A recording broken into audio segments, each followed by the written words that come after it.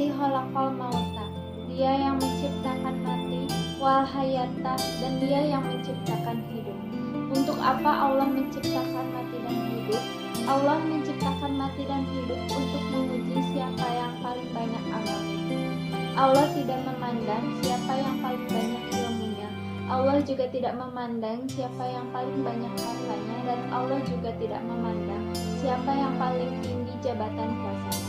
Tapi yang Allah pandang adalah amal dan hatinya, kecuali orang-orang yang beriman. Lalu, apa itu iman? Iman dibenarkan oleh hati, tetapi tidak cukup hanya dengan hati saja, karena iman juga diucapkan dengan lisan. Maka bersyahadatlah bagi orang mu'alaf yang masuk Islam.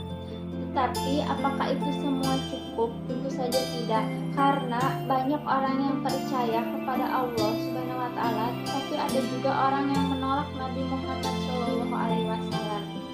Padahal seperti yang kita ketahui bahwa di dalam syahadat asyhadu alla ilaha illallah wa asyhadu anna muhammadar rasulullah, itulah yang diucapkan dalam azan, diucapkan dalam iqamah, diucapkan dalam tasyahud awal, dan diucapkan dalam tasyahud akhir.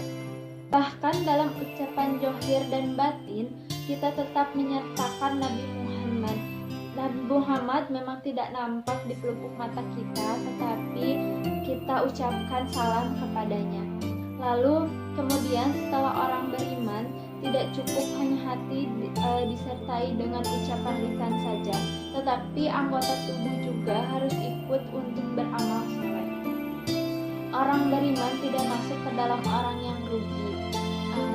Orang-orang yang beramal soleh menyangka bahwa dengan membaca Al-Quran, hatam Al-Quran, lalu berpuasa seperti puasa Senin Kamis, lalu membayar zakat fitrah, zakat mal, mereka menyangka bahwa itu amal soleh.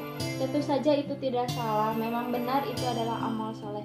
Tetapi makna amal soleh secara umum adalah semua yang perbuatan yang dilandasi oleh iman dan atas nama Allah Subhanahu wa Ta'ala.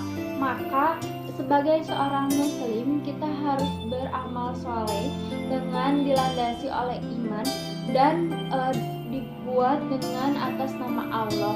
Jadi jangan sampai ketika kita beramal soleh tetapi kita tidak mengatasnamakan Allah. Kita beramal soleh hanya ingin dipandang oleh orang lain. Itu tidak benar. Maka dari itu, amal dan hati kita itu harus atas nama Allah Subhanahu wa Ta'ala.